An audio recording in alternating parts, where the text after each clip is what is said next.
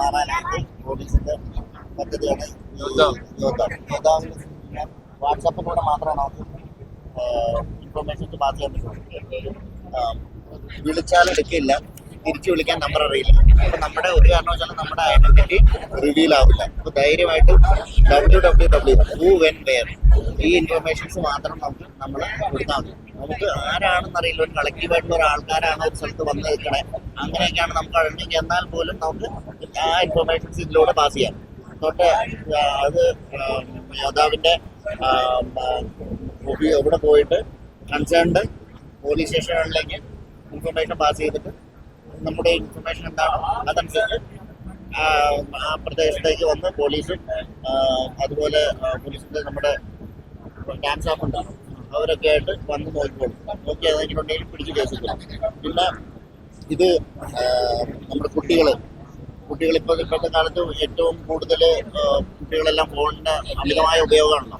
അപ്പോൾ അതുകൊണ്ട് അതിൽ അഡിക്റ്റ് ആണെങ്കിൽ അതിന് ഒന്ന് കൗൺസിലിംഗ് കൊടുത്ത് ഡീഅഡിക്റ്റ് ചെയ്യാൻ വേണ്ടിയിട്ട് പോലീസിന്റെ പോലീസിന്റെ ഇനിഷ്യേറ്റീവ് എടുക്കുന്ന പദ്ധതിയാണ് ഡീഡാടുന്നത്. അപ്പോൾ അത് ഓൺലൈനായിട്ടും ഓഫ്ലൈനായിട്ടും നമുക്ക് ഒരു കൗൺസിലിംഗ് നടത്താനുള്ള ഓപ്ഷൻ ഉണ്ട്. അതുപോലെ തന്നെ കുട്ടികൾ മാനസികമായിട്ട് എന്തെങ്കിലും കുട്ടികൾക്ക് ബുദ്ധിമുട്ടുണ്ട്, ടെൻഷൻ, ആൻസൈറ്റി, അതുപോലെ പരീക്ഷാ പേടി, അങ്ങനെ എന്തെങ്കിലുമൊക്കെ ഉണ്ടെങ്കിൽ അതിനെ കൗൺസിലിംഗ് കൊടുത്ത് നേരെയാക്കാനായിട്ടുള്ള പദ്ധതിയാണ് നമ്മുടെ ചിരി. അതുപോലെ തന്നെ പഠിത്തം മുടങ്ങിയ കുട്ടികളില്ലേ, അവർക്ക് വീണ്ടും സ്റ്റഡീസ് ഒക്കെ സ്റ്റാർട്ട് ചെയ്ത് നല്ല രീതിയിൽ മുന്നോട്ട് പോകണമെങ്കിലും ഒക്കെ അവരെ സഹായിക്കുന്നതിന് വേണ്ടിയുള്ള പദ്ധതിയാണ് ഈ ഹോപ്പ് എന്നുള്ളത്. പിന്നെ പ്രായമായവരും ഈ ഒറ്റപ്പെടലൊക്കെ അനുഭവിക്കുന്നവര്, അപ്പോൾ അവർക്കൊരു ശാശ്വതമായിട്ട് അവർക്കൊരു റിലീഫ് കൊടുക്കാൻ വേണ്ടിയിട്ടുള്ള ഹെൽപ്പ് ലൈനാണ് ശാന്തി എന്ന് പറഞ്ഞത്. പിന്നെ പലരുടെ വീട്ടിൽ പിന്നെ നമ്മുടെ ഈ പരസ്പരം കുടുംബവഴക്കുകളൊക്കെ ഉണ്ടാവുമല്ലോ, അപ്പൊ അതൊക്കെ ഒന്ന് കൗൺസിലിംഗ് കൊടുത്ത് റെഡിയാക്കാനായിട്ടാണ് DX. അതുപോലെ നമ്മുടെ 1930 സൈബർ ഫിനാൻഷ്യൽ ഫ്രോഡുകൾ നടന്നു കഴിഞ്ഞാൽ ഏറ്റവും പെട്ടെന്ന് ഓൺലൈൻ ഫ്രോഡ് നടന്നാൽ റിപ്പോർട്ട് ചെയ്യേണ്ട എത്രയും പെട്ടെന്ന് റിപ്പോർട്ട് ചെയ്യേണ്ട നമ്പറാണ് 1930. അത് ഓൾ ഇന്ത്യ ആണ്. നമ്മൾ കേരളത്തിൽ ഇവിടെ വിളിച്ചു കഴിഞ്ഞാൽ കേരളത്തിൽ മലയാളത്തിൽ സംസാരിക്കാൻ പറ്റും. നമ്മുടെ ഇവിടെ ഓരോ സ്ഥലത്തും ജില്ലയുടെ സംസ്ഥാനങ്ങളിൽ സംസാരിക്കും കണക്ട് ചെയ്യുന്നത്. നമ്മുടെ ഇവിടെ തിരുവനന്തപുരത്ത് കണക്ട് ചെയ്യും.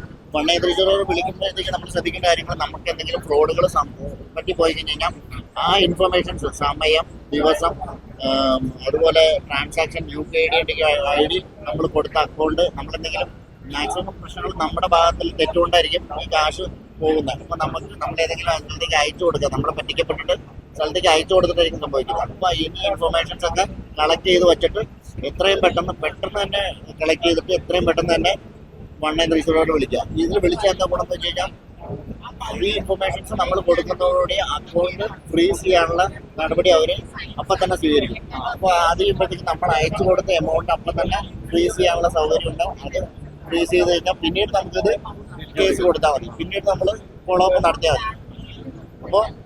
അപ്പോൾ ഫ്രീ എമൗണ്ട് പല സ്ഥലങ്ങളിൽ പോയിട്ട് പല സ്ഥലത്തേക്ക് സ്പ്ലിറ്റായി പലർക്കും കൈമാറുന്നത് നമുക്ക് മാക്സിമം കുറയ്ക്കാം.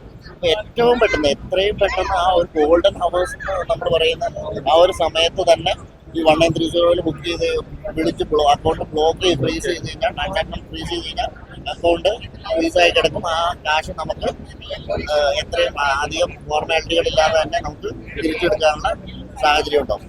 അതുപോലെ ഇത് 112 എന്ത് എമർജൻസി ഉണ്ടെങ്കിലും എനി എമർജൻസി നമുക്ക് 112 വിളിച്ച് പോലീസ് എത്ര നമ്മൾ തന്നെ വിളിക്കും, പെട്ടെന്ന് നമ്മുടെ ലൊക്കേഷനിലേക്ക് നമുക്ക് വേണ്ട സ്ഥലത്തേക്ക് എത്തും.